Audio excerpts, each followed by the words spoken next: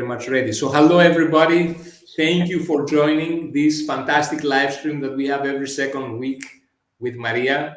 I cannot wait to have these live streams. I hope you guys as well. You can't wait. The intent is to have more people that we will invite, but I want to inform you that I'm traveling. I'm in my home in Greece right now. But live stream is more important than everything else. So Maria, thank you. Thank you that you are here. Thank You you. have the nice colors. I have this yellowish, which it's no special effect. I don't know why is that caused, because the lights here are normal, but it shows, for some reason, it shows this yellow. I don't know. It reminds me of this movie. There was a movie called Traffic, and they had two films. The one in the United States was the one that you have, Maria, Yeah. and the one in Mexico is the one that I have now. Okay. Well, the important is that you're here. Right? Yes, thank you very much. So we want to talk today about the external factor that can influence a business. Yeah. Are there any external factors that influence business, or do you really believe?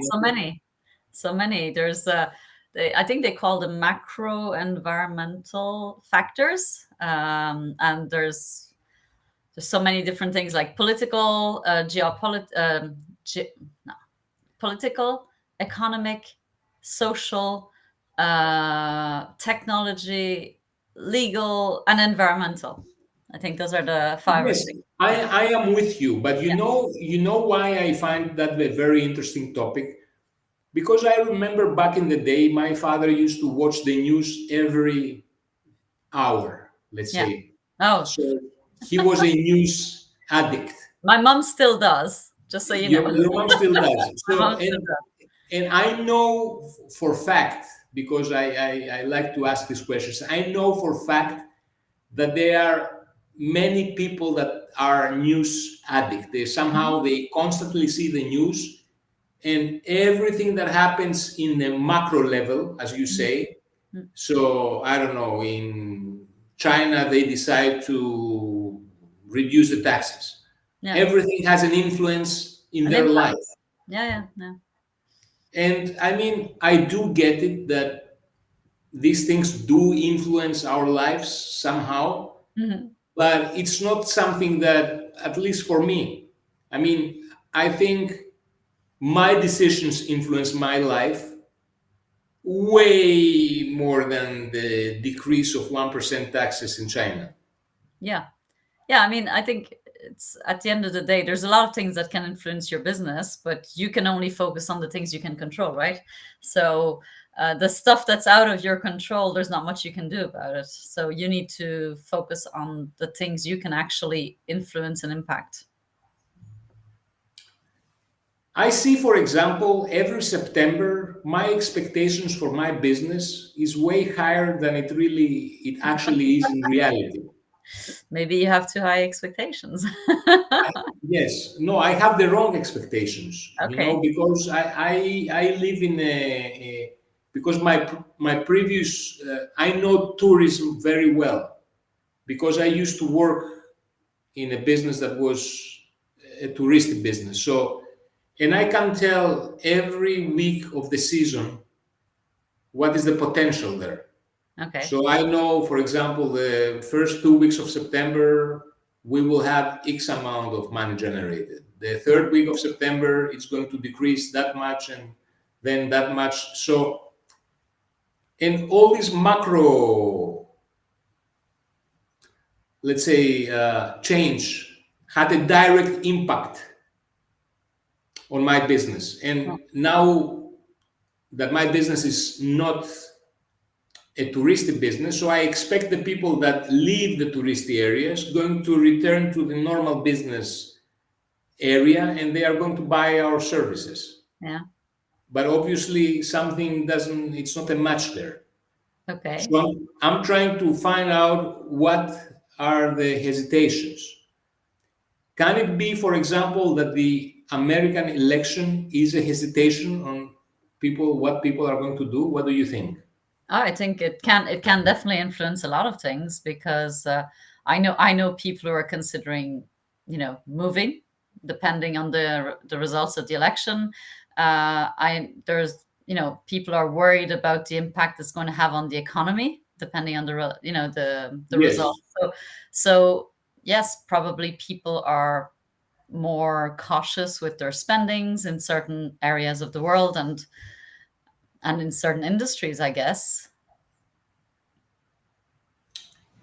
Yes, but for me it's a little bit very hard to digest because I mean, I get it if you are on a business that it's a very big corporate, or you have a lot of money and you want to invest. I understand that, but I don't see how much of of an influence that is going to have in my business, at least in a short term or mid term, let's say, frame. It may not. I mean, you know your business and your industry better than I do. So what do you think? I think that, well, I cannot see the reasons why it should influence my business, Yeah. at least in the short term or mid-term future. Hmm. Now, in the long run, it might influence, but that's a different story. But I cannot imagine that there is another business somewhere in Germany and they want, let's say, to expand their sales, and they will wait to see if Trump or Kamala wins the election and take a decision afterwards in that level of Hmm. business where Yeah. we are active. Yeah. Now, if you are, let's say, BMW and you want to sell cars to the US, then I assume it's going to be a big, let's say, you're going to be very, very curious to see what's going to happen. Yeah. I think there's also, different things that happen like end of the year. That's always when, people start mid-year, they start evaluating their budget, like where they are, compared to their forecast. And if they see they're not making their numbers, they start cutting costs and they start, trying to find savings. So, if they're not hitting their targets either, like you, Yes, well, they will try and find places to save money. And that's but often what but happens at the end of the year. People are scrambling to do that. on the exact point that you are mentioning, I know also companies, bigger companies, that they want to increase if they see that they haven't spent enough money within the Mhm. year. Yeah, if they They haven't used their want to budget. spend Yeah, that money yeah, in order to maintain their budget. Yeah, the budget. yeah, yeah, yeah. Yeah, it goes both ways. So you need to take advantage of those companies. It's about Exactly. identifying the right ones, right? I need to find those companies. Any clues? I don't know. Maybe somebody from the audience can suggest something. Uh, yeah, I I'm, mean, I'm- there's a lot of things that can influence your business from the outside, and I think it's good to be aware about what's going on in the world, but not become overly obsessed about it and focus on it all the time because there's nothing you can do. It's a distraction, and personally, I don't watch the news because it's just, I mean, first of all, it's depressing. I can't do anything about it, and I feel like, yeah, I don't feel like it's bringing anything positive to my life to watch the news. So I've stopped watching the news since 2016 and I live very well without it. And if there's something that's important that I need to be aware of it, it gets to me one way or another. So I think for me, it's all about, controlling the stuff you can. And there will always be things that will come, external factors that will influence your business. There will be, it depends how you react to them, right? At the end of the day. yes, but don't you think that these macro level things that change, right? Yeah. These external factors, there is like a high degree of complexity, and unless you are a specialist on of finance or a specialist in certain things, it's very difficult to uh, really evaluate the Yeah. importance. Predict. Yeah. Yeah. Uh, so, I I mean, mean, I'm not an expert on financial markets, but I find what I always found very challenging is the complexity of the reasons that influence a certain a certain uh, direction that certain markets gonna take. I think it's a science to know that. Well, I think if you're interested, there's channels, there's I mean online, on TV, there are people who talk about these things in a way to, that make it accessible to people. So I think if you are interested to find out about these things, there are ways of learning about them, and or just being kept informed by people who are, on all the social media. There's opportunities to learn new things, and there are definitely educational channels that share these kind of information. But what happens with the educational channels, Maria, that share this information? And I think that's a challenge that everybody somehow is facing. Is that if you don't know the topic, No, but there's if you I'm sure if you look, you'll find there's a lot of people making complex topics, or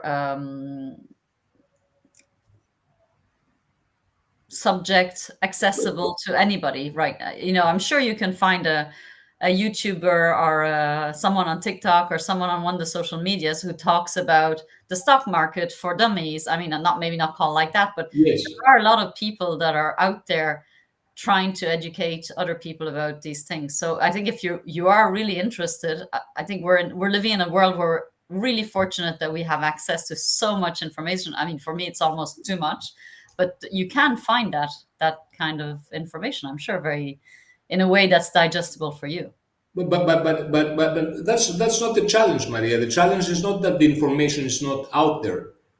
The challenge is that I cannot evaluate the importance and the gravity of each information. So let's say, for example, that you want to do SEO, let's say, for your website, right? And you don't know about SEO. Yeah. So you will receive. I don't know about SEO. Yes, I am an amateur on SEO. So I read some books, obviously I'm not an expert. No. But as I became better and I look back on the educational videos that I watched online, and I bought some courses on the topic. If I look back on that, I can recall courses that I paid. I bought some of them expensive. Yeah. And they listed, like, let's say 30, 40 steps that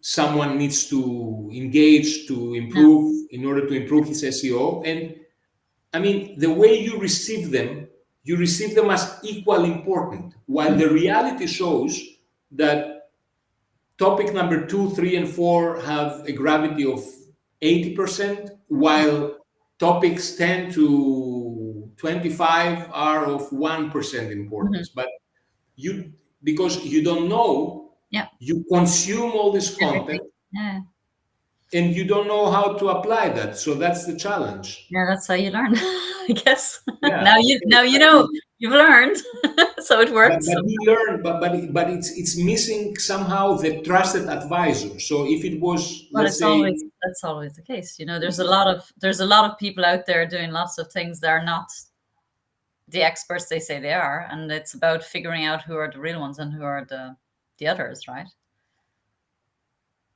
That is missing. So you miss the guy that is going to go in the core of to tell you, listen, these are the important things, A, B, C, D. That's it. Forget the rest, and concentrate on that. I'm sure you can find that person. I'm sure you can find that person. You just need to do some research and, get references and speak to a lot of people. Yes. I mean, it's like everything. If you do the work, you probably get there. If you take the first person you find, there's more of a risk. I was looking an interview of I saw this Donald Trump Joe Rogan interview some days ago. And why I'm saying that? Because Donald Trump said that they told him that in order to eliminate ISIS, it's going to take 5 years. and then he landed in somehow in an airport where there were some generals, and they told him, no, it's going to take only 2 3 weeks. So that's a similar case. Like you want to, for example, make a work in your house, and you're going to invite some technicians, and they're going to tell you, no, it's going to cost you 50,000 euros, 70,000 euros. And then at the end, you find out that there's somebody that can make what you want with 5,000 euros. Yeah, maybe not the same quality, but yeah, probably. But again, it's about doing your research, right? It's about speaking to Exactly. people, getting references. Yeah, I think we've gone a bit off topic there, but yeah, it's We've gone out of topic. You totally are off right. topic. But It's no, but very, if you want to bring this back to things that are influencing your business, um, there will be things, and you can learn about these things if you want to be prepared, obviously. And there's some things you can do stuff about, and then there's some things you won't. I think understanding what these things are, I think, is important for your business. You can't just ignore them if they're going to impact your business. Understanding how much you can or not influence them is important too, because you don't want to spend energy and time on stuff that at the end of the day you can't do anything about, right? yes, I think so. What you said before, that you hit the nail on the head, that you said that you don't watch the news since 2016. I think this overconsumption of news cannot bring nothing good to no one. Uh, but I think it's, if something is very important, you will get to know that anyway. Yeah, you And can't avoid it. You can't get away from it, even if you you want. cannot get away from that, exactly. And from the other side, I also think that if you consume yourself too much about worrying or taking in consideration all these external factors Mm. that are out there, then at the end you will have less energy and less time Mhm. to worry about the things that do matter. Yeah, exactly. Exactly. Yeah. And it's not good for your brain. It's not good for your mental health. I mean, my mom's like, there's times where I go to her place and she'll have CNN on from early all day, in the background all day. And CNN is just like, it's constantly bombarding you with all the catastrophes happening in the world. How is that good to have that kind of thing in the background of your home, going all day long? It just makes you anxious and stressed. And my mom's always worrying about things already. She's already somebody who worries about stuff, and that just feeds it. So I don't like that. I'm really against it. Yes, absolutely. But I think maybe that is because older people, they try to find like some meaning in things to fill up their lives. Because the same thing I see also with my mother, that she's concerned about things that I mean, they will have minor effect in her life actually. If you So on this macro level, I don't know, German government is going to change that, and that is going to influence her. And I mean, there might be some part of truth there, but it's not really a reason to worry. Mm. Yeah. No, and it's a way of I mean, I think it's a generational thing also, because they grew up, the only way they could get information was through television, watching the news, right? And it used to not be what it is today, and it used to be much more local, so there was less drama, less end of the Yes, world catastrophes. And it's changed. It's completely changed, but they've kept this habit of, this is how we stay. I mean, I grew up, my dad told me, you need to read a newspaper every morning, you need to watch the news. I mean, we'd watch the news together in family every evening, before dinner. So I think it's yes, it's a generation, it's a habit, and it's something, they've gotten used to doing. But yeah, you can change your habits if they're not good ones. You should. absolutely, absolutely. Yeah, The change the habits is the thing. yeah. So regarding external factors, what is our conclusion? What is our conclusion? I mean, my conclusion for external factors is that it is important to be informed. It's good to know what's going on, but I think you need to not obsess, and you need to focus, as you said, on what really matters and what you can control, and let go of the rest. Yes, I agree with you. So I would say also that it should matter like 5% in your decision making, it should influence your business. I mean, depends also on the kind of business that you have, but it should not be too much, Yeah. because at the end of the day, first of all, you cannot change it. You can change, however, your reaction to the upcoming catastrophe, for example. But at the end of the line, I mean, mind your own business and things are going to go good. Yeah. I like that. Fantastic, Maria. So thank you very much for this live stream that we had today. Thank you, Alex. And I'll see you in 2 weeks again. Speak to you soon.